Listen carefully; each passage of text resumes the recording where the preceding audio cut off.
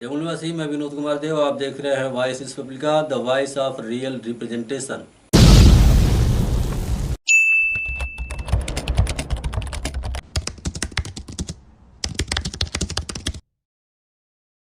सत्रह अगस्त की तारीख वह खास तारीख है जिस दिन समस्त भारतीय प्रजा को बाबा साहब डॉक्टर अम्बेडकर ने वोट का अधिकार दिलाया था।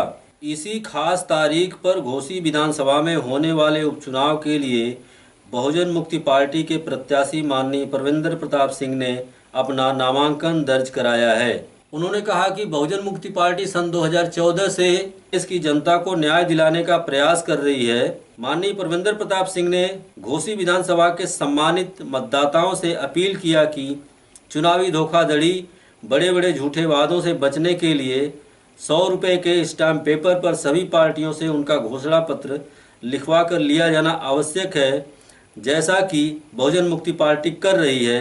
घोसी से विकास नायक की रिपोर्ट। बहुजन मुक्ति पार्टी जिंदाबाद जिंदाबाद जिंदाबाद। बहुजन मुक्ति पार्टी जिंदाबाद जिंदाबाद जिंदाबाद। हम लोग एक कलेक्ट्रेट जिंदाबाद जिंदाबाद जिंदाबाद जिंदाबाद जिंदाबाद बहुजन मुक्ति पार्टी हो रहा है जिंदाबाद जिंदाबाद। आज नामांकन का आखिरी दिन है और हम लोग कलेक्ट्रेट परिसर में हैं और यहाँ पे नामांकन करके आए हैं माननीय आप परविंदर प्रताप सिंह जी। सर आप चुनाव यहाँ से लड़ रहे हैं,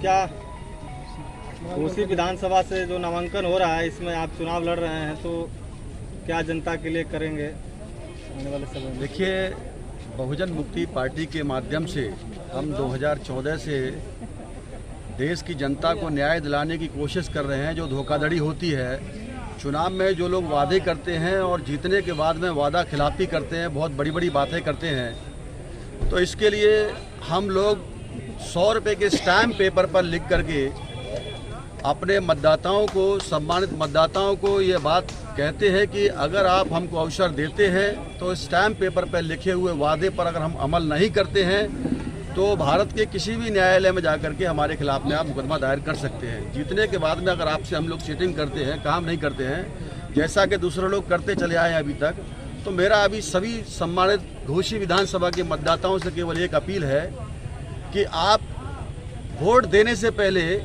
सभी प्रत्याशियों से स्टैम्प पेपर पर लिख करके जरूर लें। दूसरी बात मैं ये बताना चाहता हूँ, ये परंपरा हम लोगों ने लागू की देश के अंदर में कि आज 17 अगस्त का दिन है। हम लोगों ने नामांकन के लिए 17 अगस्त इसलिए चुना क्योंकि आज वास्तविक आज़ादी का दिन है हम लोगों के। आप लोगों को मालूम होगा, भारत के इतिहास में पहली बार कमज़ोर वर्ग को अगर वोट देने का अधिकार प्राप्त हुआ तो 17 अगस्त को ही हुआ था।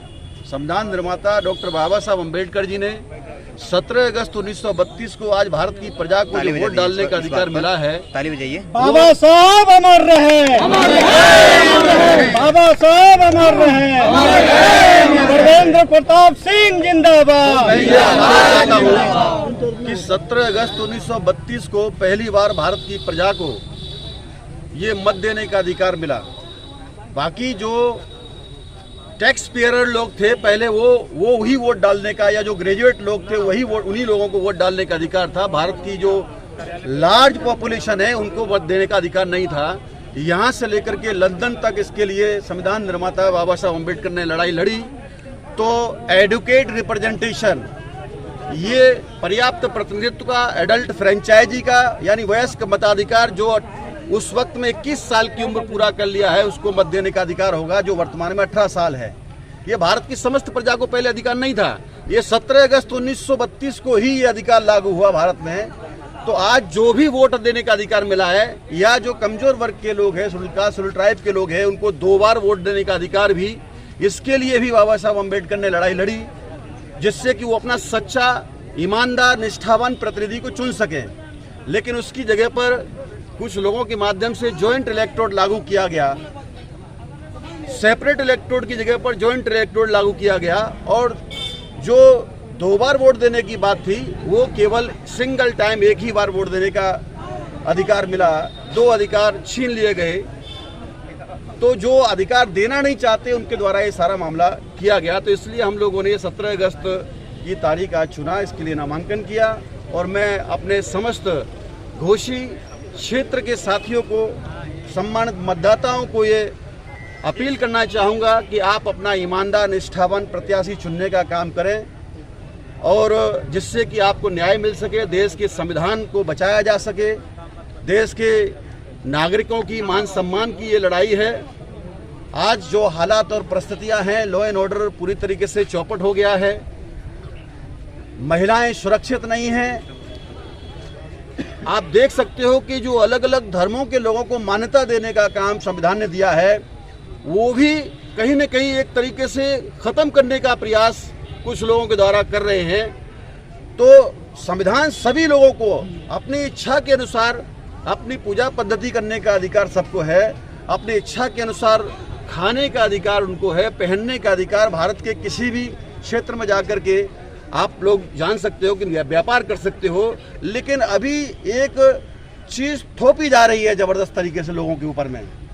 तो ये आपकी आवाज़ विधानसभा के अंदर में गूंजे, आपके रोटी, कपड़ा, मकान, शिक्षा, स्वास्थ्य, सुरक्षा, शौचालय से लेकर के बिजली, पानी, ये सारी चीज़ें जो आज आप लोग कहीं ना कहीं पीड़ित और परेशान हो इस डबल इंजन की सरकार में, तो इससे आपको निजात मिल सके। आपका सच्चा नुमाइंदा जो है वो विधानसभा में आपकी जनता की, बहुत गरीब लोगों की, मजलूम लोगों की आवाज़ को उठा सके, ऐसे प्रतिनिधियों को आप लोग चुनने का काम करेंगे। इस घोसी विधानसभा से एक नया इतिहास आप लोग बनाएंगे। मैं ये अपील करूंगा आप लोगों से हाथ जोड़ करके। और दारा सिंह चौहान साहब जो यहाँ से बीजेपी के पहले समाजवादी पार्टी से विधायक थे, वो फिर अभी बीजेपी से विधायक के रूप में यहाँ पर आए हैं, चुनाव लड़ रहे हैं। तो जनता ने एक बार जिनके ऊपर भरोसा किया, वो कहीं न कहीं उस भरोसे को तोड़ने का काम किया है। ये जो चुनाव का खर्चा होता है वो कहीं न कहीं आम गरीब से गरीब आदमी जो नमक खाता है वो भी टैक्स देता है। वो जनता के पैसे को कई बार ये चुनाव यहाँ पर हुआ, कई बार बाई इलेक्शंस हुए, तो कहीं न कहीं अपने निजी स्वार्थ के लिए ये लोग जो है जनता के ऊपर में मार करते हैं। तो ये नहीं होना चाहिए। अगर आप लोग एक बार सही निर्णय लेते हो, निश्चित तौर पर तो केवल उत्तर प्रदेश में ही नहीं, पूरे भारत के अंदर में एक नया इतिहास बन सकता है। साथियों, ये आने वाली 5 तारीख को आपको फैसला लेना है। यहाँ से परिवर्तन के लिए, बदलाव के लिए आप लोग जो पीड़ित है, परेशान है, प्रताड़ित है, उससे निजात पाने के लिए एक बार बहुजन मुक्ति पार्टी यानी प्रवेंद्र प्रताप सिंह को एक बार अवसर देने का आप कोशिश करें। मुझे उम्मीद है कि आप क्षेत्र की जनता ने पहले भी कई बार इतिहास बनाए हैं और इस बार घोसी की जनता जो एक बहुत बड़ा इतिहास बनाने जा रही है। इस मौके पर केवल इतनी बात कहूँगा, आप सभी साथियों को मैं अस्सलाम वालेकुम। एक और सवाल है सर आपसे। जी बताएं। बहुत से मामले चल रहे हैं ईवीएम को लेकर के, तो ईवीएम पर क्या बोलना चाहेंगे? जैसे कि अगर घोटालेबाजी होती है ईवीएम से, तो उस पर आप क्या कहना चाहेंगे?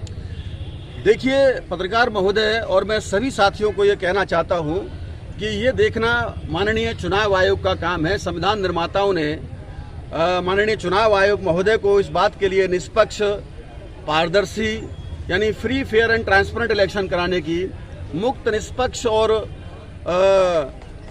पारदर्शी चुनाव कराने की जिम्मेदारी माननीय चुनाव आयोग महोदय को दिया हुआ है। मुझे पूरा भरोसा, उम्मीद है कि वो इसको पारदर्शी चुनाव कराएंगे। सारे देश भर में ईवीएम को लेकर के सवाल उठ रहे हैं और सुप्रीम कोर्ट तक ये मुद्दा गया है। भारत की प्रजा तो मुद्दा उठा ही रही है, उसके साथ धोखाधड़ी होती है, ऐसा उनका कहना है। तो मुझे ये सारा उम्मीद है। मैं इस मौके पर केवल इतना ही कहूँगा कि माननीय चुनाव आयोग जो संविधान ने उनको जिम्मेदारी लगाई है, वो अपने उम्मीदों पर, जनता की उम्मीदों पर खरा उतरेंगे और निष्पक्ष चुनाव कराएंगे, ऐसी मैं आशा करता हूँ माननीय चुनाव आयोग महोदय से।